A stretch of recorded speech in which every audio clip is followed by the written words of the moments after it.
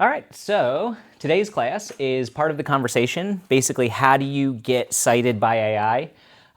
We're going to talk about the two primary ways that AI makes recommendations. So the first way is being part of the training data, and that is kind of the long-term where you want to be on other people's sites, you want to be a part, like sending stuff on LinkedIn, Reddit, like all that kind of stuff.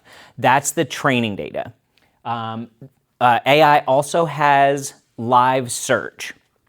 So as an example, if you type in best real estate agent Hendersonville, Tennessee, that is likely to trigger a live search because the dating of the information, the AI realizes, hey, if I try to do training data, I'm going to pull something old, so I need to figure out who it is right now. And so those are the two methods. You either have being part of the training data, which is long-term, or live search, which is shorter term, but they still cite in roughly the same way. So doing both of them is not that big of a difference as it relates to like the effort required to get them both done. You guys know who I am at this point. And so this is what happened last week in AI. So the biggest shift that happened within the tech space, so this is not the real estate space or anything other than the people on Twitter who are living 10 years in the future, right? And so what they're doing is they are changing from prompting, which is, you just enter the text and get an output back, to actually turning those into loops. Meaning, as a software developer, almost everything can be a loop, right? Like, what is the start condition? What is the end condition? And then what happens in the middle that gets that circle completed, right? And so what you want to kind of think about from this perspective is, how do you take the loops that you do every day and automate them into AI? So like, what is your starting output? Meaning I have raw pictures, I've got home information, I've got whatever it is, and then what is your ending output? Is it a finalized listing description? Is it a blog about the house? Is it something to send to a specific client? So if you can understand those things and you can build around it so you have clear output conditions, clear ending conditions, you can build something that works autonomously, and all you have to do is quality control the outputs. And that's where work is headed. I don't think that that's where work is headed for everyone in the short term, but I think one of my favorite things to say is that everything's changed forever, but it hasn't changed for everyone, right? So everything's going to be different moving forward. We're not going back to not having AI unless there's some type of catastrophic technological event, which I haven't ruled out yet. So with that being said, the goal is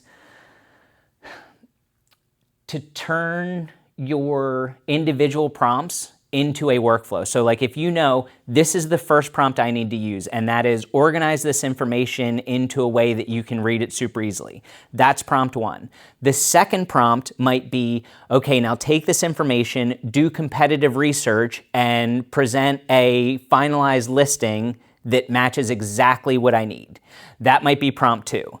And then getting the output is prompt three, and that's what you would evaluate, right? And so the goal is to automate, okay, once I put the stuff in here, like into a project or an artifact or kind of whatever you're doing, once you put the stuff in there, I can do one or two quick things and it works through the whole loop and gives me an output, right? And that's what kind of changed in the tech space.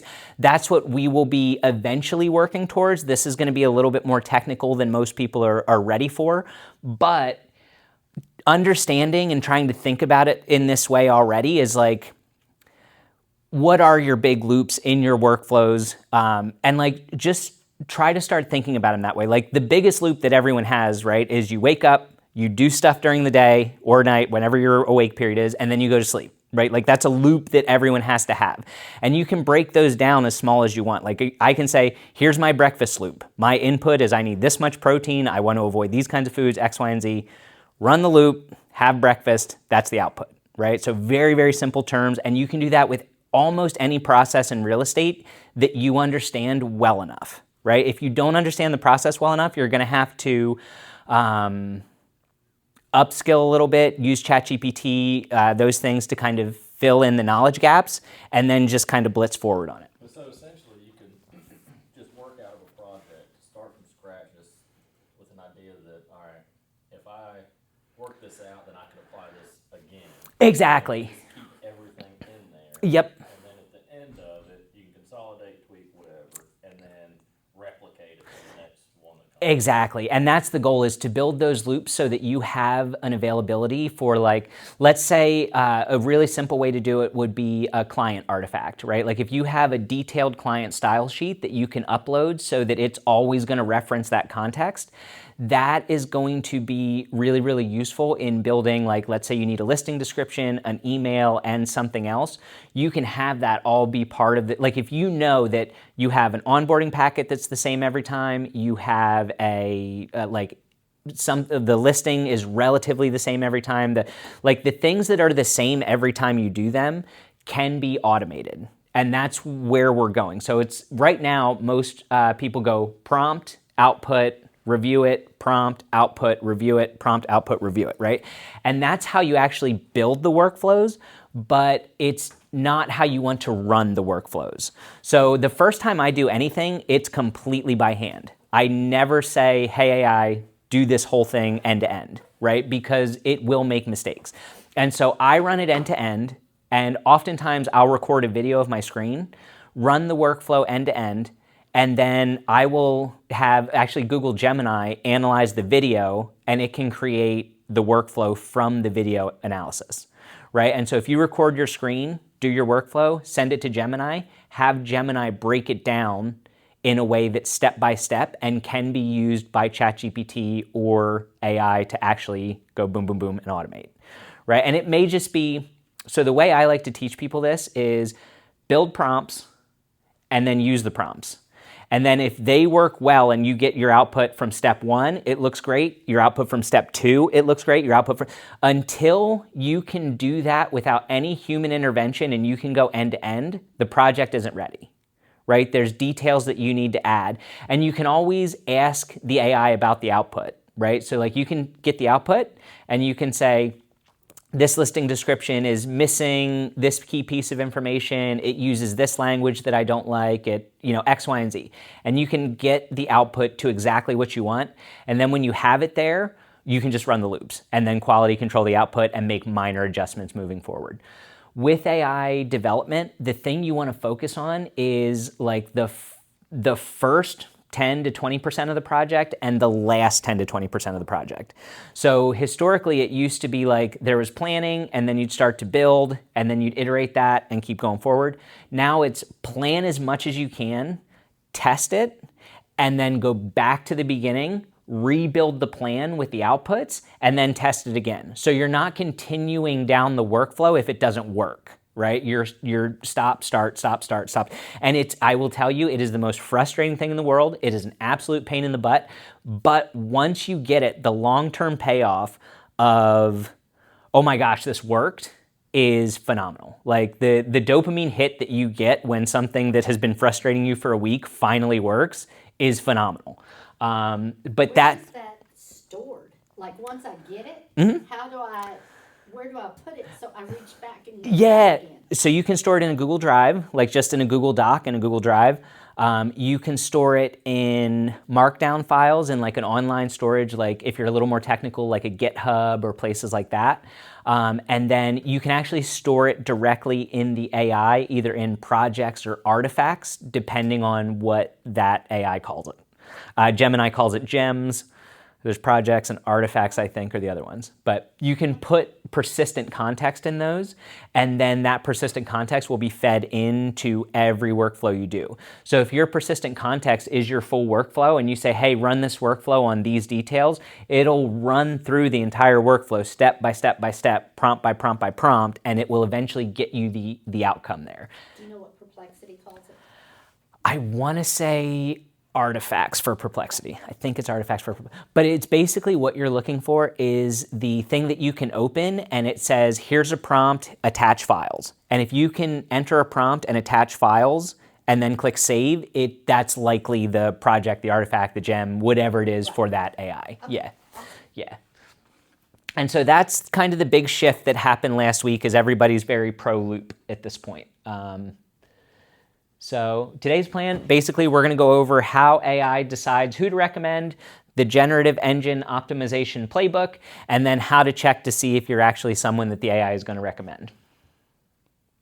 So the new front door is not Google, it is chat of any AI variety, right? Like Gemini, Claude, ChatGPT, all of it. So a lot of people don't know this, but Google click traffic has dropped by between 60 and 80%, meaning that if you go to Google and search, 60 to 80% of those searches are no longer ending with a click, right? So the people who are telling you, hey, you have to get on first page of Google for your SEO to be working, those people are living 6 months ago, which in the tech space is like 20 years ago, right? And so like we don't want to focus on that anymore. The goal now is to be what's called share of the conversation, and that is to be part of the AI recommendations, right? Like everyone's gone to Google, asked for a product, and gotten the little recommendation thing, right? That's the big thing right now. People will expand that, and then just start asking questions about what the answers they got in there, right? And so if you're not in that, so basically Google has gone from front page to top 3 in a specific niche, right? And so the intelligence is allowing people to find what they want sometimes more effectively, because sometimes the best agents at that particular thing aren't set up to have the AI find them really well, right? And so you can have really good agents that are getting passed over by bad agents because the bad agents have some type of technical pursuit that they've set up their AI to be able to be recommended more easily, right? And so I want you guys to compete with those people and absolutely kick their ass. Like that is my goal. I do not want lazy people to win this game.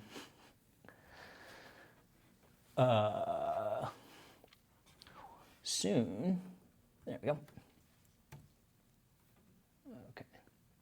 So, like I said, there's 2 ways that an AI answers. One is live search. So if you say, who is the best real estate agent in Hendersonville, Tennessee right now, it will do a live search because it knows the historical data is not going to be what you're looking for, right? It's not going to look for stuff that's in its training data that might be 6 months to a year old. So it's going to do a live web search just like you or I would, and go try to figure out, based on how it values authority, who is the top couple real estate agents in that market.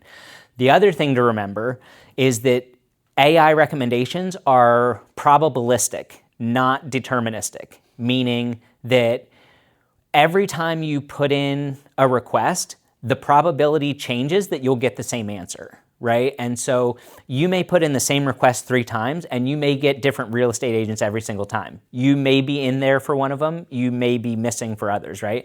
And so it's all kind of a big science experiment right now where everything goes into the mixture and then there's a black box that shakes it around and then it spits out who it wants. So we have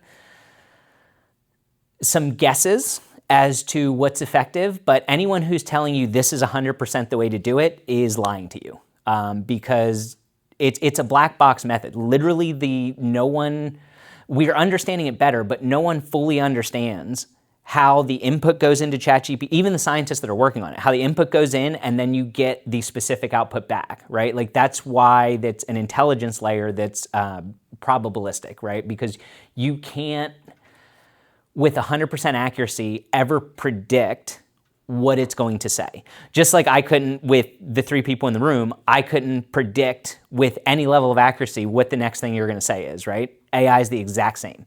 The amount of similarities in the way you should communicate with humans and operate with humans and the way you should operate with AI is bizarrely similar. So if you're wondering, like, how do I get the AI to do this thing?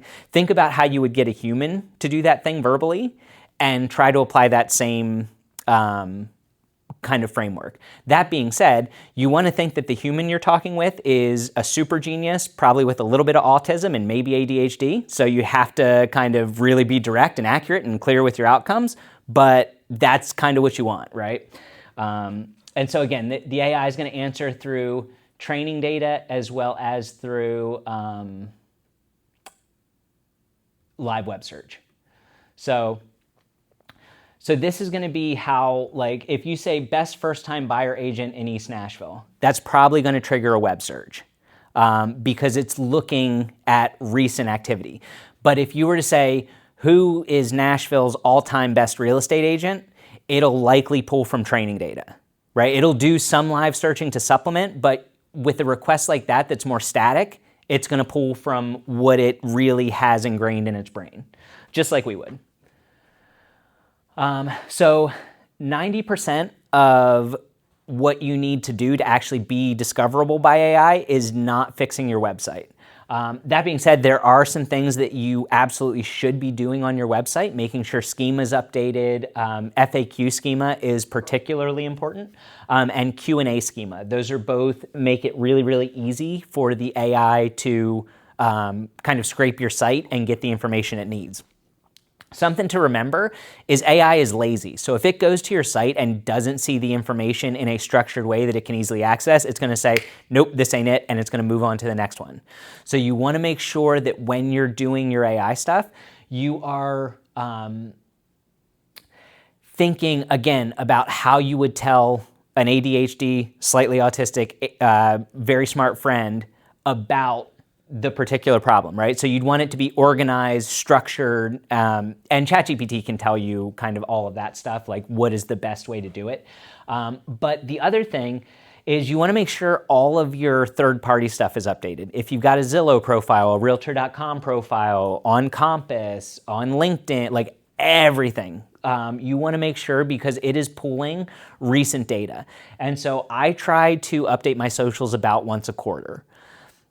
Ideally, like it would be more, but I think once a quarter keeps you relevant and helps kind of stay in the training data. So, but yeah, you really want to make sure your Zillow profile is Realtor because that's the type of stuff that it is going and searching for authority on. Also, if you have anyone who's on Reddit or some of those like forum social medias, Bigger Pockets, stuff like that, it cites from those types of things as well because it's trying to figure out what are people talking about, who are people talking about, right? And so 37% of the domains AI search engine cite do not appear in traditional Google results at all, right? So if that's not a statement that changes the way we should be functioning, I really don't know what is. Because if 37% of things are showing up in AI and not on Google, if I were to pick which one I wanted as it relates to being future forward, it would be the 37% appearing, right? So like you have to kind of figure out that these two things are different. They factor in. So SEO does help with generative engine optimization, but it's not exactly the same thing. It is slightly different. And so these are some things that hold across every single AI, and I'm going to break down, because every single AI, like if you go to ChatGPT, Grok, Gemini, Anthropic, and enter the same prompt, you'll get recommended different realtors across the board. And each engine, some publish a little bit more as to what goes into the decision making, some don't. So I have kind of a general, and then the next slide is going to be how to do each one. So ChatGPT, Google, Perplexity, Claude, Grok, these are the big ones. Google is Gemini. So basically, they search for live for local questions. So if you're asking about local, if you're asking about recent, if you're asking about that kind of thing, it's likely going to trigger a live search in addition to its training data. So the other thing, they favor specific, recent, structured, and verifiable content, meaning all of the things we talked about, that's what they like, right? So they want, they don't want marketing copy. They want stuff that is valuable to the people reading it, right? Like that's why it's coming to your website. And so you want, or coming to the, even if you have a blog on someone else's website, a newsletter, someone quoted you in a Reddit thread, whatever that is, the AI is looking for things that provide value to the person searching, right? And so a lot of people put like kind of fluffy marketing copy. Don't be afraid to add a little bit of value, right? The people and like clients who are really deep into AI, they're probably not looking for real estate agents at this point, right? They may be looking for an agent that can help them kind of use the AI to facilitate the transaction, but the people who are deep into AI truly believe they can do anything, and they are no longer our target customers. The people who kind of get into AI and are like, oh, this is really helpful, I'm going to use this for everything.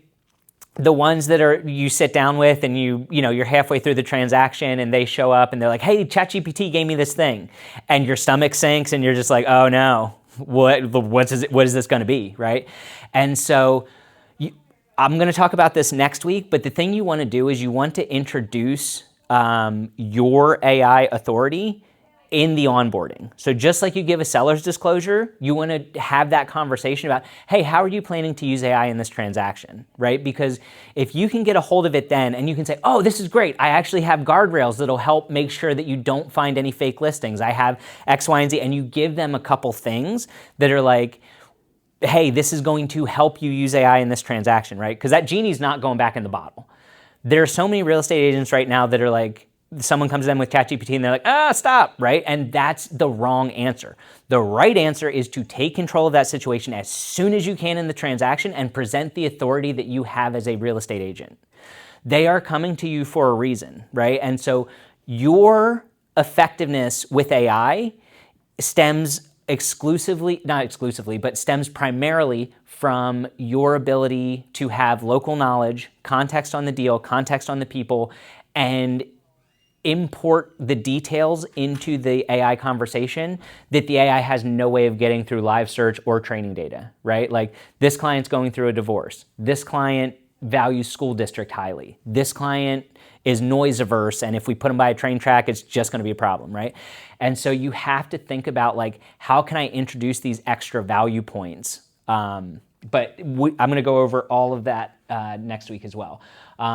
Again, with AI, it's a probability, not a ranking, meaning you can't climb the leaderboards and then just be number one. So Yeah. Can I ask just the Google profile? I think there's a spot in there for blog stuff. Mm-hmm. And then also, just your website, just throwing stuff in there. I mean, I could have Grok basically create something and plug it in once a week or something like that.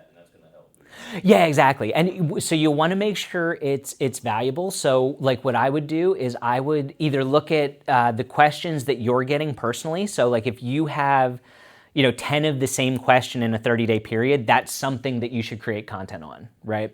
If you know kind of the trends of the market, you want to find the thing that's going to be valuable for the people who are looking for you, right? And so you might say how to use AI in your real estate transaction to get the most for you and your agent, right? And so and then you lay out here's the prompts that I would use, or here's whatever, right?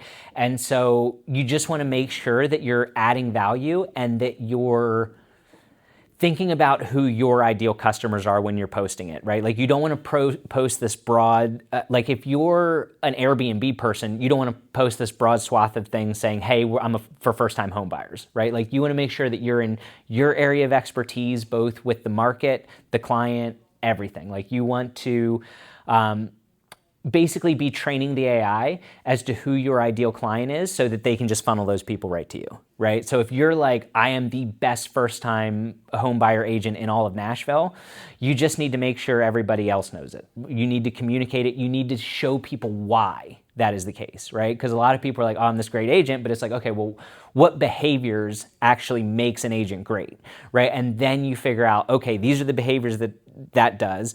And then you figure out, okay, my clients are all confused about this one thing.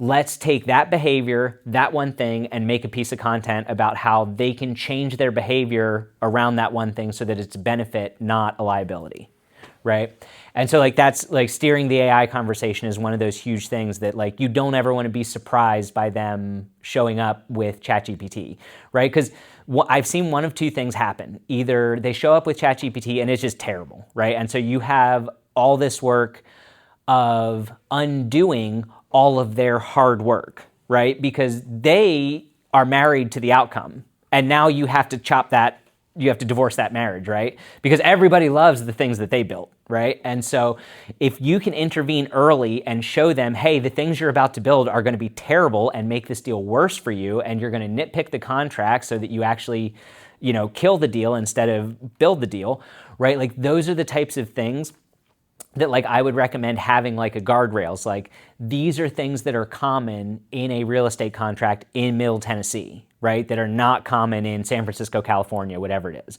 right? You want those baseline things to be in your context that's constantly getting called into the AI, so it's constantly learning, like this is the way this person operates, if that makes sense. And then each engine cites a different mix of sources. So they will all cite slightly different things. Like ChatGPT, as an example, loves Bing, it likes LinkedIn, it likes Reddit. Those are like the big three where most of the content came from.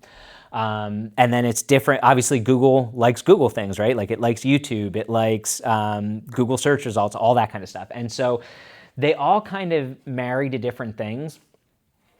And this is like I said, this is going to be worth knowing, but this is not worth building the full strategy around, right? Like, so this is just kind of insider pool that's going to be helpful if you need it, right? So ChatGPT, it leans on Wikipedia, Reddit, LinkedIn. And LinkedIn is actually the most cited domain on ChatGPT, which surprised me. It was like, I think 57% of the citations were LinkedIn. I've seen LinkedIn grow since AI. Yep, exactly. Yep. Yeah, I mean, that's the only reason I started actually pursuing a LinkedIn. I was like, oh, I should probably do this because that's what AI is citing. And then it's the same thing with Gemini. So Gemini usually doesn't even show a clickable source. And so it cites pages that rank outside its own top 10. And it is the deepest into the agentic workflows, meaning the likelihood that you are going to be able to Google your business, press call, and have an AI agent pick up that phone call and not you is going, like, that's where Google is heading. That's where Google wants to go, is you do your real work and Google executes based on you actually doing the stuff, not a chat interface, right? So Google is looking at, like, how does your mouse click? How do you interact with our ecosystem? And then it's trying to say, like, okay, so you have this meeting on Google Meet, there's a transcription. That transcription will then turn into individual action plans for every member of the team that was on that meeting. It will then turn into, and this is kind of where it's going. It's not there yet, but action plans, those action plans will then turn into actually execution runs for the people that have that action plan, meaning this person needs to email the title clerk this information. That will go into the action plan, but when it gets to the action plan, for them, it'll land in their queue, and the AI will say, oh, I can do this, and it'll kick the draft. It'll build the draft, put it in drafts, and if you trust it enough, it will actually send it, right? And so Google's goal is basically to go from meeting to done. And that's why they put AI in everything in their last, what they call Google I/O, which is their big developer conference. It's just where a bunch of nerds get together and high five on all the stuff they did over the course of the year, which is great. I did high five nerds. It was wonderful. So this is the generative engine optimization playbook. So it's ordered by impact. None of these cost you money. You can run these whenever, and it's profiles that are public. So Zillow, Realtor, Google, LinkedIn. It's your coverage, so getting cited by someone who is not you, meaning reach out to that mortgage broker that you work with heavily and say, hey, can I give you a market update for June of 2026? Or can I provide some type of value that you can pass on to your customers, whatever that is? Reviews. So we're going to talk about how to get the most out of your reviews, because there's actually ways to ask for better reviews that has a higher probability of being cited. Listings are actually one of the key things that can help you get cited by AI. So if your listings are basically structured like a good website, same thing. And then freshness. So if you haven't posted anything online in a year, it's going to be like, this person may have died, right? Like, so it's like, we're not going to recommend this person, most likely. So this is kind of like the ongoing process. So profiles AI can actually read. So award-winning agent, 15 years experience. It's pretty generic, right? Like, it's very like, hey, this person probably does a good job, versus I help first-time home buyers in East Nashville, Inglewood, and Germantown find homes under 500K, 14 years in Nashville, 83 closed terms, whatever, right? So now I have tangible things that the AI is like, oh, this is real. Like, this is not, oh, he's great, because the AI is like, well, what does great even mean? This is what great means, right? Like, we want to clarify the outcomes that we have gotten and want to get. And so that's one of the big things, is just making sure that everything is as optimized as you can get it. So lever 2 is coverage. This is usually one of the easiest moves that people can make because everyone wants something. And so if you can reach out to, like I said, the vendors that are in your circle and say, hey, what do you want? Okay, great, I can make that for you. Whether it's a social media post, a blog, an email, like whatever, if you can get in front of other people's audiences, that's the highest leverage position at this point. So yeah, just trying to get your name cited by someone other than you at least once a quarter, ideally once a month. But local news quotes, monthly column in an association newsletter, profile on a directory, third-party content is far more likely to be the source in AI sites than your own website. And that is, I try to make sure one thing you guys need to check when you're kind of evaluating things, especially with AI, is what is the source state? Because so I told this to use nothing earlier than 2026 because this type of information changes really quickly. Foundational information doesn't change that quickly. You can use sources kind of across the board. But if you're saying, hey, I want the best technique to optimize for AI, you have to give it a recency bias because it changes so much. The stuff that worked in AI last year does not work at all right now, right? And it's just going to keep going like that. And so just try to stay as up to date as you can. Here is how to kind of coach reviews, right? So a review that's fine to have but isn't as beneficial is great agent, highly recommend, very professional, easy process, 5 stars, would use again, right? Like there's nothing specific there that tells them how you actually helped them, what you did, anything like that. But with a little bit of coaching, we can say, we were first-time home buyers in East Nashville. So-and-so found us a 3-bed under budget and got the seller to cover closing costs. And then that has the neighborhood, the situation, the outcome. Every piece of that is quotable by an AI, right? Like each sentence individually is fully quotable by an AI. And that's what we're looking for. And so if you can coach your clients, even just like, hey, how would you say I did? Would you say that I found this excellent place in this neighborhood, da-da-da-da, and you just kind of coach them to give you more details in that testimonial. Because a lot of people are happy to give a testimonial, and they just don't know what to say to be the most impactful for you, right? And if you've done a great job, they want to make that impact. So really focus on coaching testimonials because a lot of people, that again, just like introducing AI early, coaching testimonials is a big thing that people miss. Big thing that people miss. That's an easy lever to pull. And so this is something that I also really like, and this is using your listings as an answer machine, not just an information machine. And so what I mean by that is, so basically, portal AI integration, so that means like Zillow, Realtor.com, Redfin.com, the things that actually integrate with the AI, they search the listing text. They don't do they are starting to do more with photos, video tours, stuff like that. As the AI becomes more accessible to that stuff, this becomes more accessible.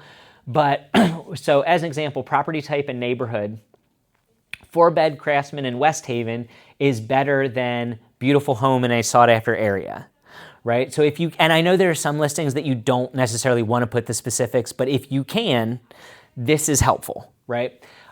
Nearest school district, distance rating, and all this stuff also changes by like, what are the key points of the listing, right? Because every listing is going to have different things. Like you may have a beautiful home in a crap school district. You're not going to put the school district as a big selling feature, right? And so again, 0.4 miles from West Haven Elementary, 9 out of 10, right? And so it's giving very specific information that when the AI goes to search, it's not just pulling generic like, oh, I can't do anything with this. It's like, oh, this is a real like useful thing for me to have access to, right? So one feature So island seating for 4 with sight lines to the fence backyard, right? So again, like not many people are going to care about that, but the AI does, right? And so the AI can add that as a feature. Landmarks and drive times, and then lot size, and again, school district. So all of these things are specific, they're interesting, and they are something that the AI can add to your authority, right? So we want to use our listings as a citation machine now, because again, this can be something that pulls traffic to you. So freshness, this is literally just staying updated. And this is probably the simplest but most difficult lever to pull because I hate it. I can't imagine anyone else likes it. So this is probably the thing that, like, if you want the biggest advantage over everyone, it's this. It's super easy, super simple. No one does it. It's one of those things that's just, it's a debt on people's business that they don't want to pay. And so if you're willing to pay that cost, you can cash in on the opportunity, right? And so just keeping things up to date will keep you top of mind, especially on those live searches. Keeping things up to date also starts pushing things into the training data over a longer period of time, right? And so this is one of those things, again, super duper easy to manage. Okay, so we've done all that. You've got your stuff lined up. How do you actually figure out if it's been impactful or not, right? This is how we do it.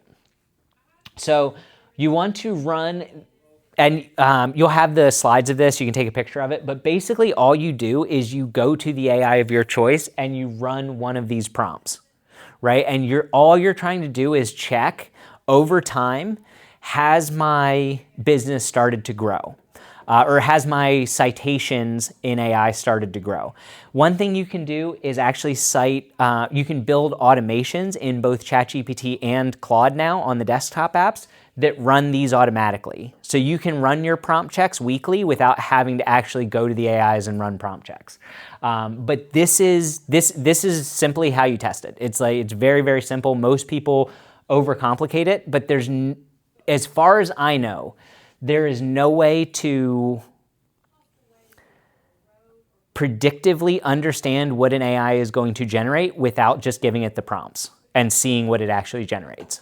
But yeah, this is going to be very, very simple way to kind of figure out, am I being cited? And then for each run, you want to look at 4 things. And this is what kind of builds a baseline, right? So 1, do you appear? If you don't appear, that's step 1. Is what it says accurate? If it's not, ask for citations, find the claim that's inaccurate and go fix it, right? Because that's, again, freshness.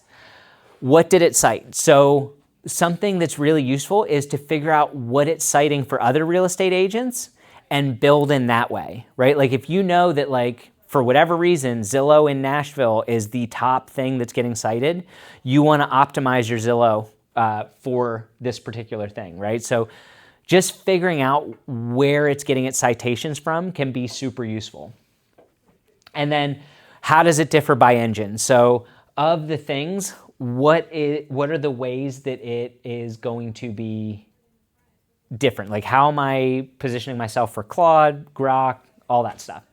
And then you won't see AI in your analytics most likely. What you will see, so like if you have Google Analytics, Facebook, like the Metapixel, stuff like that, that's kind of tracking your traffic, 9 times out of 10, you will not see, they did actually on the analytics tag, they just added AI recommendation. But for the most part, there's no citations. What you'll see is very, very long search inquiries about your website, right? And so like an average human search is, who is the best real estate agent in Nashville? An average AI search is, I am searching for a real estate agent in Nashville that needs the following characteristics. And then it's a prompt that's, 500 characters, 1,000 characters, whatever it is. No human is typing that. Maybe my grandfather, but no other humans are typing that into AI, right? And so just asking, like, how did you hear about us? And just running those prompts on your own business and seeing if it's actually, and try to cite your business. Like if you're not coming up in citations, see how far you have to go to actually cite your business. Like say, my business is this, am I, like, if you try, and it's not citing it, say that, see what happens, and then just, all it is reverse engineering from the results that you're getting. Like, if you see that these 3 realtors all post on the same platforms, you kind of unlock the roadmap, right? Where you can go and you can say, okay, I'm just going to post on these platforms and I will add X, Y, and Z to be better than what they're doing. But that's the biggest thing, is you're not going to see this. Like, there's no analytics other than like a big spike in traffic. Like, that's kind of all it, because it shows as direct, meaning it shows as like, it looks like someone just found your website and went there without searching Google, without doing any of that. It looks like it just went to the website. So that's the tough thing, is you can't really track other than just running prompts. But that's the big thing, is this week I would try to run the prompts and just see where you're at in AI. I would focus on trying to build vendor relationships so that you can put pieces of content out on other people's domains. And then I would start thinking about how you're asking for testimonials and how you're running listings, all that kind of stuff. But this is kind of the biggest things relating to AI discoverability. They're not hard, they're just things that you have to do consistently and repeatedly to get into the training data. And then there's schema, stuff like that, that helps you when it searches live. But this is, I think, the entire class. Yep. And then there's my beautiful grandmother. But that's it. So that is the class today. Any questions? Perfect. I have some interesting things to share with you. So I went in and said, who is the best real estate agent in Hendersonville right now? And that was, I used Perplexity. It was Michelle Patterson, Bernie Gallerini, Gary Ashton, Chad Ramsey, who I've never heard of, Team George, David Huffaker, Jason Cox, and Matt Sargent. And it went through and gave me the reasons why, and da-da-da-da. And I said, why is Carly Key not there? That's right. That's right. That's what you do. And it said, Carly Key is here. That she is a well-established Hendersonville agent, but she did not show up in the first best agent list I used because that list ranked a different set of agents. She does appear in multiple current local sources, Zillow, Realtor.com, Compass, and the Hendersonville Chamber. Why she may have been admitted, and then it tells that the ranking had its own methodology, only surfaced a handful. Some lists prioritize recent transaction volume. Yep. Carly's current presence is visible under Compass and local business listings, so she's absolutely a valid Hendersonville option. What this means, if you want the best local options, Carly Key should be on the short list, especially given her Hendersonville base and long-running market presence. The better question is, what do you want? Should I compare Carly against Michelle and Bernie? I didn't want to. So I went to the next one. And then I said, this is the next thing. I said, what about Jake Burns and Chris Campbell? Yikes. It responded. Okay, the one thing that I want you to learn from this, if you haven't done this before, is that you want to do this and hear what we just found before your agent or your client has done that and you get in their home. Yep. So, both Jake Burns and Chris Campbell are active real estate professionals in Hendersonville, and they absolutely should be on a short list for top local agents. First of all, there's Jake. Licensed realtor, 530 West Main, the same block used by many local brokerage offices, Parks, Compass area, that's funny. The McGibbony team is cited to the side of that. Focuses on buyer's agent, listing agent, investment properties with a reputation for blending professionalism, creative, fun approaches. That's cool and very... That's awesome, yeah. Described as a trusted advisor in Middle Tennessee and a relocating parent who knows the local search process firsthand. That's cool. Mm-hmm. That's solid. That's real solid. Yeah. Chris Campbell, Hendersonville office, specializes in zero-stress guidance for families. Larger lots, top schools, lake golf lifestyle, and relocation across state lines. all of those things, if that hit a button for me, that everybody else is not gonna say that. Bring sharp negotiation, high impact marketing, and systematic approach to buyers and sellers in Gallatin, Hendersonville, and Greater Nashville. That came, the source on that is Kyle Smallin. I thought that was funny, that's his partner. That's awesome. But that does tell you that it notices if somebody else is saying things about you. So y'all should keep saying stuff. And the McGivney team ought to be doing that. Yes. Why they weren't in the first best list, and it again went to the Zillow Homes Compass Realtor. If you're comparing agents, this is the short list I would include. Carly Key, number 1. Michelle Patterson, number 2. Bernie Gallerini, number 3. And then Jake and then Chris. But under Jake, it said investment, residential, and local reputation. It kind of gave why you might choose that person. Mine was local, longtime broker owner, now with Compass. Yours was family, relocation, schools, lake, golf, lifestyle. So I thought you guys did really good. And then I said, I am Carly Key and would like to make sure my success, quality, and abilities are easily readable on Yep. AI. And how can I do better? And it gave me a huge answer to that question of what I did well, what I did wrong. Well, and that's a really good point, actually, is you want to make sure that you also take note of what you do well.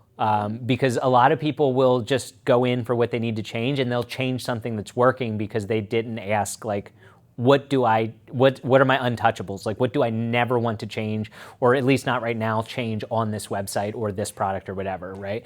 And so you want to make sure that you have what's good and what's bad, because a lot of people, they'll just wholesale change everything, and it's like, okay, well, these 3 things were working, and now they're gone, right? And so, like, you want to make sure that what she said is very accurate, that you know what's good, what's bad. All right, so with us talking about each other and, it's, getting with the mortgage lender or somebody, and just kind of exchanging or going back and forth, where do we need to put that?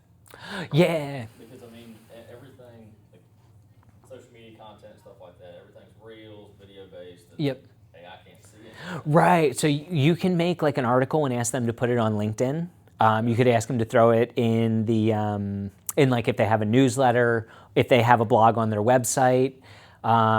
You could offer to do an exchange for an exchange on social media, and then the value would be in the caption, right? So you have the video and then the caption. And like Google Gemini is starting to get into that kind of thing. And I think that eventually like all of it will be accessible. So I wouldn't necessarily shy away from making videos, but if you wanted like the highest impact right now, I would say like blogs and articles and stuff on like LinkedIn. If they would be willing to post it on like Reddit, that would be super useful. And then honestly, what I would do as well is I would potentially put something together either on your website or newsletter or whatever it is that you have personally and say, hey, I'm also doing this same thing.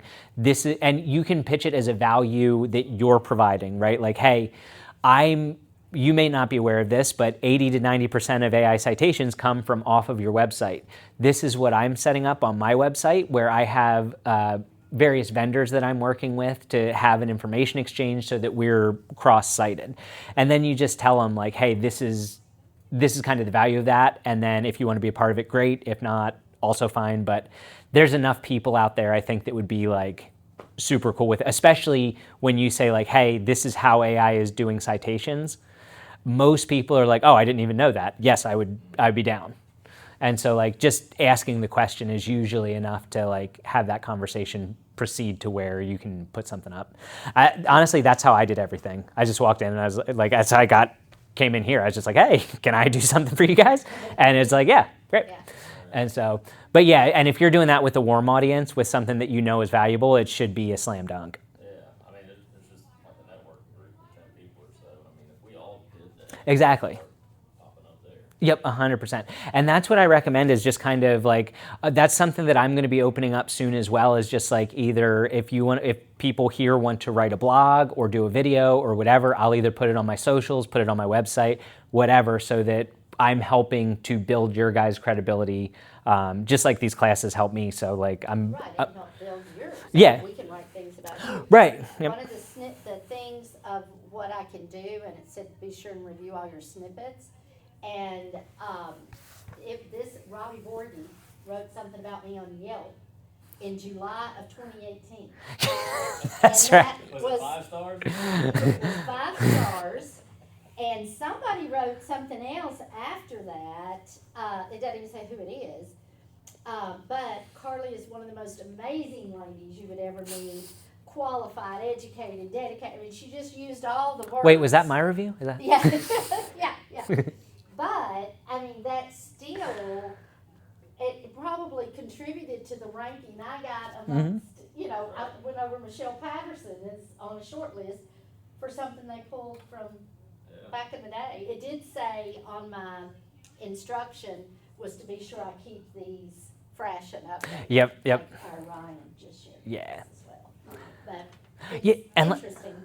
And like I said, it's sure. it's not hard stuff. It's simple but not easy. It's effort, right? Like it requires a volume of effort to do the stuff, and unfortunately it's consistent effort. This getting cited by AI is kind of like working out. If you stop doing it, you just lose what you've done so far. So, like, I hate social media. I'm not a social media guy. I'm like very like just introvert to the max, and so. Like this year, I was like, I have to start posting on social media. It's the distribution, like it's where distribution is headed, right? And so for about 6 months now, I've been posting on social media. And for the first probably 3.5, 4 months of the year, I generated maybe 5,000 impressions, something like that. And then over the last 2 months or whatever, I think I'm right under 50,000 impressions across all the platforms. And so it spikes more quickly than you think, but it also takes longer than you think, right? And so like the whole, like up until I started seeing things spike, I'm like, is this working? Is this not working? I committed to do it for a year, so I'm gonna do it for a year, even if it's just a big waste of time. And so thankfully it started to work. And so we'll see if it continues or if it kind of stalls out, but that's just, just doing the things over and over again. One of the things I'll tell you on LinkedIn, if I'm on there and I read something that somebody wrote, I'll just, Yep. like. The people that you like if you like their comment underneath there, first of all, they go and look at you. They want to know who you are, why you over there looking at Yep, exactly, yep. And then they'll ask to be part of you if they're in a similar organization, or it's like, oh, she's Compass, let's walk and see what's happening with them right now. Yep, exactly. Popular. Yeah, yep. But it is unreal to me how that has totally changed and how it's just extremely active. Whereas LinkedIn, you didn't think of it quite that way. Right, yeah. I noticed Robert Redfin is all over it. Mhm. And it's just all over LinkedIn. Yep. I thought LinkedIn, for years was just like a second rate. Like, 1,000%. one, but and Yep. I'm never gonna post anything. Yep. Still haven't, Yeah. but now it's. You should look at it. Yeah. And Reddit, I still don't get that. Yeah. Reddit is not popular to me. Well- but it's everywhere. So on the AI. two fastest information sources on the internet are X and Reddit. So the quickest information deployment that you can get is X, in my opinion. So Twitter. All these people going to Reddit. I you go to Reddit? I don't go to Reddit. You No. go to Reddit? No. Do you go to Reddit? I used to go. I used to go to Reddit. It's a new thing, like in the last year and a half or so. No, Reddit is old, I mean, well, right? Oh yeah, Reddit's been around. Yeah. I've used it. There's times where I might get it for, I have an old truck now. So there's forum areas Yeah. for people that are exchanging information about that old truck. Yep. That makes it's easier for me to find, and like you said, it's where a website may be kind of stagnant information that was put out there one time. Reddit it's constantly updating. Right. So it's the same. It's Maybe what people are base talking information. about. Right, Mhm. it's like the base Yeah. information, but the conversation continues on Reddit. So if there's a newer, better practice from what a problem was with my truck, it's like someone's always Yeah. Exactly. Yeah. Medical stuff, like if you're looking up something, Mhm. or I'll notice Reddit. People are always Yep. talking about their issues. Yep. And That's versus like X, you think, I mean, I consider like how many people are actual bots. If you post something on Right. you don't know, or Reddit, I feel like maybe some of them are still bots, but you at least have to have a profile and you have to be consistently posting to be able to continue to post and have Yep. up likes or something like that where it's a peer review kind of board that everybody's able to throw their own thoughts, and I can do something as simple as, are these pants a good pair of pants to buy? Yep. And then, I like these better, and for the price, this is better, blah, blah, blah. I've had these for 6 years, whatever. Yep. And even just a pair of pants, I get a big review. Right. Like, I don't want those, let me look at this brand, 'cause I've never even heard of it. Yep. Yeah, those are better pants. Yeah. But then all the way to cars or medical or anything else, like, it's just so fast. Right. We've been on it for Oh yeah. decades. Yeah. Almost, Yep. And the thing is, That's part of why. well, and the thing is too, like they'll kick out sales. Like if you go into a forum and try to sell something relating to that forum, you'll get kicked out immediately. Like they don't play around with that, which is another reason that AI is like it thinks it's a citable source. Yeah, and like Grok is the best one for citing. Grok is my favorite for recent information because typically X breaks, and I did a study on this actually over the last year, but X news breaks on LinkedIn about a week and a half to 3 weeks, depending on how far ahead it is. So X is between 1.5 to 3 weeks ahead of LinkedIn, which is the next-ish closest one, or TikTok. TikTok is also like pretty snappy, but you don't typically get as much value from TikTok as you do from like a LinkedIn, stuff like that. If something news is going on and I want to see a picture of it or see what's happening or find out the name of the person, Yep. I am on some X. Because Yeah. that's where you go see it. Exactly. The Yep. great part about X is somebody will post something, and then the first comment is, "Hey, Grok," Yep. 100%. Yep. Break it down. Yep. and then AI responds and says, "Here's the site." Yep. Yep. Exactly. And, Yep. this did happen, but it was in this scenario. Yeah. Exactly. Exactly. Okay, great. So I can still get a fake post or a messed up post. Yep. And still get the real answer. Right. Quick. Awesome. Yep. Pretty nice. Yep. Yeah. I love X, but I always get off there so like disheartened because like there's some 12-year-old kid in Singapore that just solved cancer, and I'm like, I don't know what to do with this. Yeah. This is really good. I loved it. Perfect. Good. Yeah. So Awesome. Thank you very much. Yeah, absolutely. Yeah, no, I'm super happy. I think this is going to be one of those that's, I think, provide utility because like all these practices are like, I don't think they're going away. I think this is kind of how modern business is going to reshape at least a little bit for the short term. Well, and just knowing real estate, I would think everybody would be in a class like this because you would want to be called by AI, right? Yep, Because right. You want people to know you. This is the first one I've ever been in for specific for real estate, and there's 3 of us. Yeah. I mean, it's just crazy to me. And maybe it's fear because a lot of people are fearful, and I have Right, some fear for of sure. AI. But I know that you have to face those fears. Right. And- Yeah, you have to go through the Yeah. pain to get to the I outcome. don't want to not know. I think Right. That scares me more than. Oh, for sure. Yeah, It is. the people who are not prepared to deal with the like people who are bringing them ChatGPT stuff, it's like those people are going to get squished. Like Yes. either one of two things is going to happen. Like my belief is that either a counterculture, we never use AI, we're a personal touch boutique type real estate spot, independent. Like I think that has the potential, and then I think it's like let's lean into AI as much as we can. And I think just like with everything else, the middle class gets smashed. That's either you're a full-on have or you're either a robot or you're Amish. Everyone else gets crushed. That's the deal. Yeah. Yeah.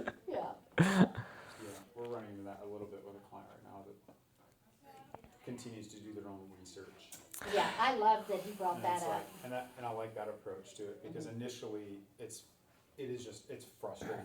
Mm-hmm. It feels like when you're like you said, they're happy with, or maybe not they're happy, but they feel emboldened by a result that they find, no matter how good or bad they had input and final product. They're Right. just like, This is my work.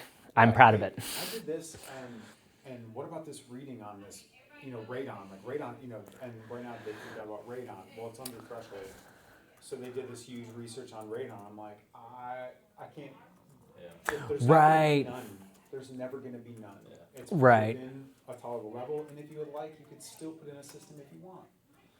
But they're so gun shy, and then we had air quality come back, and it was totally fine.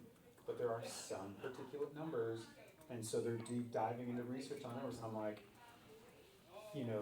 there's, and I think maybe, like you said, guardrailing them in with maybe some okay, but what is an acceptable level within Right. the medical practice to say, finding a prompt that would be like, hey, I know that it's showing some things, but you can still do your resource if I just help you with the guardrails, Right. so that you feel empowered, but Right. not battling what you're doing research with. It sounds more like an argument. No, yeah, exactly. If you don't get ahead of it, you're fighting their work instead of steering it.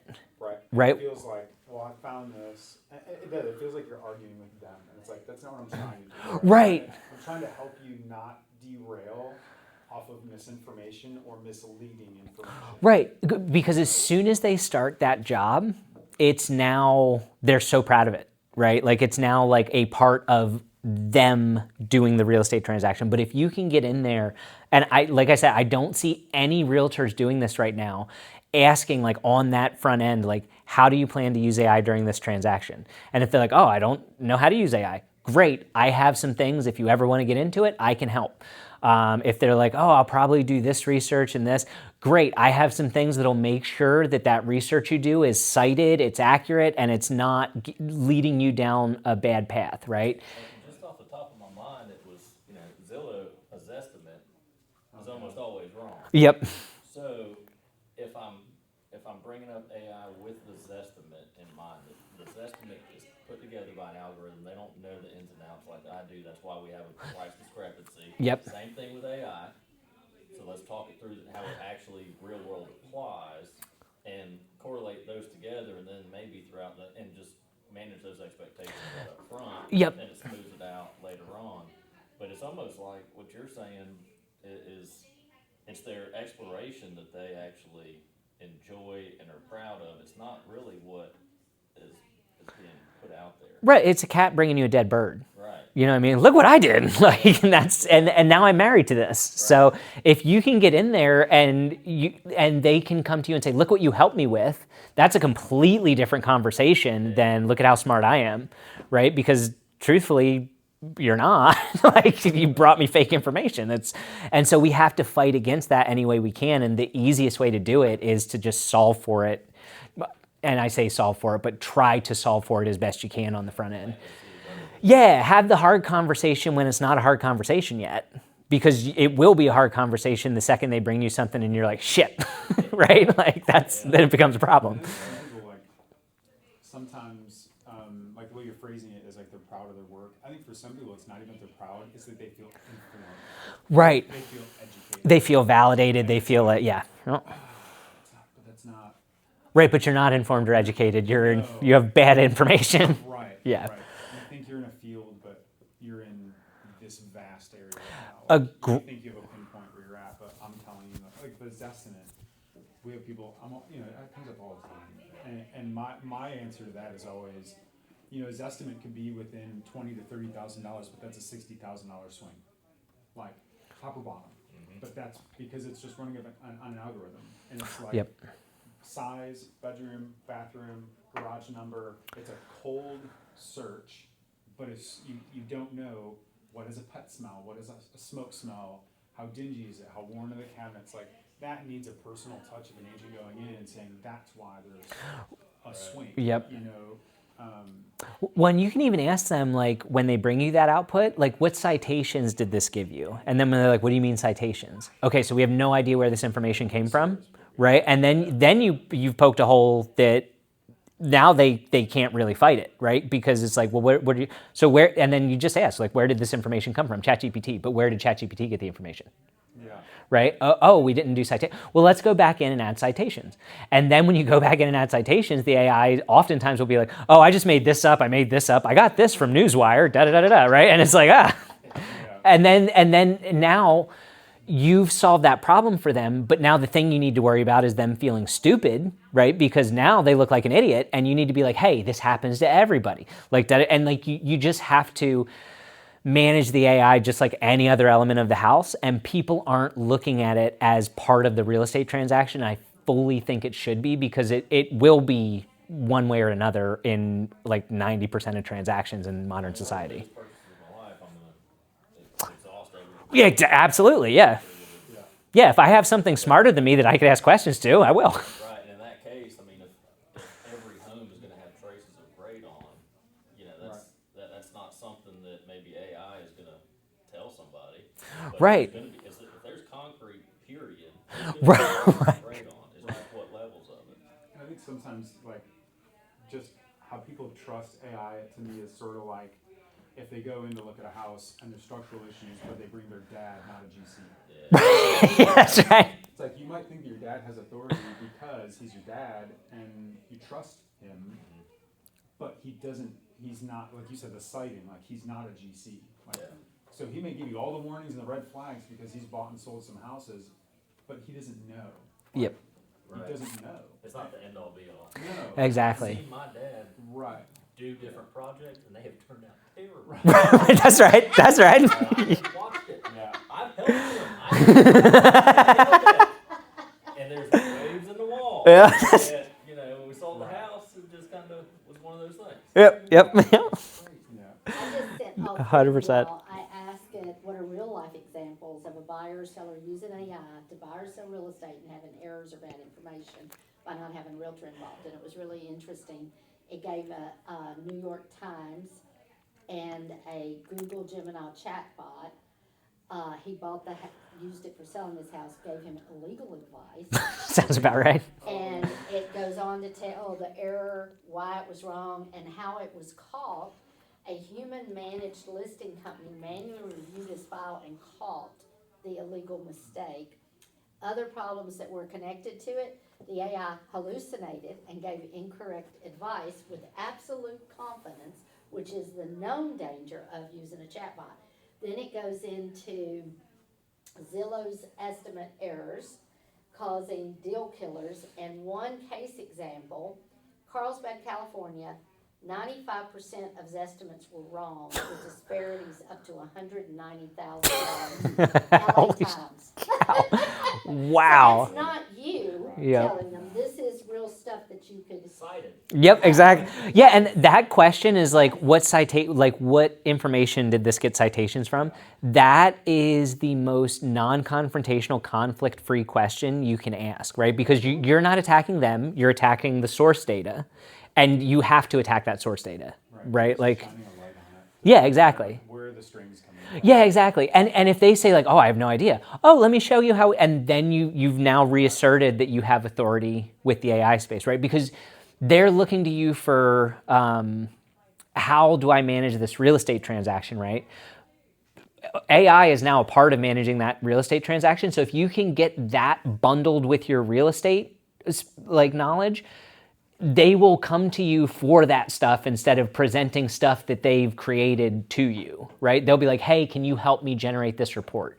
Yeah, just go use this prompt that I provided you in the initial onboarding or whatever, right? And so like, that's the biggest thing, is just capturing the control of when AI gets introduced, because everyone in this room knows it's coming at some point, right? Like everybody, they're going to, and sometimes they come to that first meeting with it, right? And so you have to be ready to deal with it then and then throughout the transaction. But if you just deal with it on the front end, whether they bring it, you bring, like whatever, you are now the authority in the space, and hopefully they will come to you and be like, oh, like, what is this?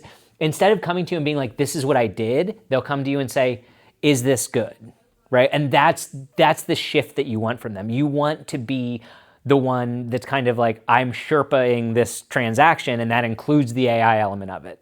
Because if you just let them go rogue with it, there's so many ways they can go that unless you're deep into the AI space, like it could go really sideways, because Yeah, but like just that question, what are your citations? Where did ChatGPT get this information? That kind of thing. That's how I would attack it, because no one feels personally offended that you're exposing their AI for giving them bad information. Because at that point you kind of team up on the AI, right? You're like, can you believe that thing gave you that information? Let me get you citations and we'll get you set up, right? And so like that's how you frame it as a team against the AI instead of them and the AI versus you, right? Because theoretically, real estate transactions should have gotten much easier and more simple.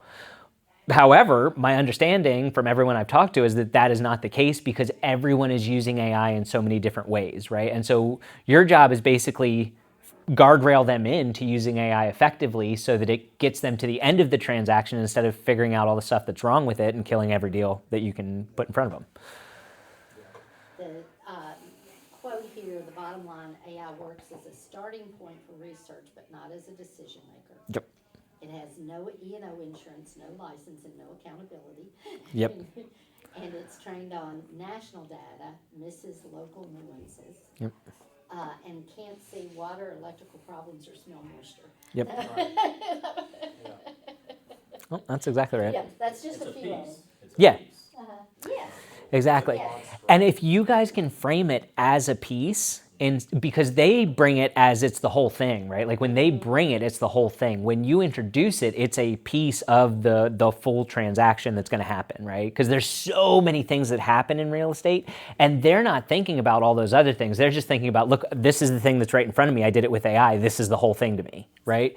And you have to give them that whole macro view, because like with any industry, right? Like people think I'm smart, but that is just because I have a concentrated pocket of knowledge that is valuable to you guys, right? Like if you were to put me in a real estate transaction, I'd be dumb as a rock. Not really, because I've done real estate transactions, but like, you know, you put me in a situation that I'm unfamiliar with and I'm stupid. Like, but because of the context and all that stuff, I have authority. I'm relatively prepared to do this, right? And so that's the same thing that you guys just need to be doing with your clients, is just being like, I'm the authority in this, and I've proved it by giving you useful information that has allowed you to use AI more effectively, that's actually going to get this to the finish line, right? And that's the way I look at it, is intervene early and control it, steer it. And be able to integrate it. Yeah. Because there's times where you could just say, you know, if I don't know the answer, I'm gonna have to call my broker or somebody else, an attorney or something. Why don't you grok this? Yep. See what it comes up with, and I'll circle back after I talk to, you know, see what the thoughts are. Yep, exactly. Or Yeah. deliver it that way. Yeah, you can even send them a prompt. You can say, hey, throw this prompt into Grok, and then I'll get back with you and we can meet about what you came up with and what I came up with. And now you're using that as an asset to the transaction and not something that's like knocking everything sideways, right? The most amount of information, that way you can make the best. Right. Exactly. And you're now that realtor that's encouraging them to go get that information instead of the one that's fighting them on the thing that they're so proud of, right? Yeah. Love it. Yeah. So much. But think of all the people that aren't hearing this, thinking through this. Well- having to do it with, see, one of my fears, I do not like to look bad in front of my clients. Yep. So I would hate to be sitting with a client and have them know Right. more about something because they had done. Right. You learn a lot from there. That you can learn misinformation, but the Oh, reason yeah. I love perplexity is everything's cited, and I love Right. going to the citation Yep. and reading it for myself. Right, and you never want to be backpedaling if you're in the position of authority, even if it's something that you Yes. don't have authority in. Like you want to be representing and Correct. hopefully be prepared enough to have that Speak to representation it. be Not accurate. that I know Yeah. all the answers, but I Right. can speak And that's the thing too, is like a lot of people think I can't talk about AI unless I have all the answers. And it's like, no, the nice thing about the intelligence is if you know where to get the answers, which is the AI, you can go get the intelligence to teach you about the intelligence, right? And so like knowing where to get the answers is as much of a valuable asset as having the actual answer itself. Especially because they change so much now. The speed that the answers change is incredible. Like I was looking at one of my old presentations that I made like a month ago, and I was like, well, this just needs to get thrown out. Like I can't use any of this at this point. And so like, but that's the velocity of change is like the people. I was thinking about this morning. It's the people who are able to change quickly and like have the context cards and can move models and can do that kind of stuff more effectively. I think those are going to be the winners. Like I really think. Like I said, one of my favorite quotes is everything's changed forever, but it hasn't changed for everyone. At some point, it will change for everyone. But while that statement is true that I just made, there's a massive opportunity to create alpha in the market through that. Yeah, yeah. Our first core principle, or our second one, move fast. There it is. And that's hard for realtors. Oh yeah, no, it's hard for everyone that wants to have a perfect output. It used to be really hard for me until I realized that the outputs can be iterated forward and I can get the output I want eventually while having something valuable as I do that. And moving fast is just moving smaller 9 times out of 10. Very good. All right. Thank you, We Ryan. love Yeah, it. absolutely. Yeah, no, I appreciate you guys giving me the opportunity. This is always fun. All right. Oh, and I have caffeine-free energy drinks up here if y'all want. Ah, I might try and yeah, I'm gonna try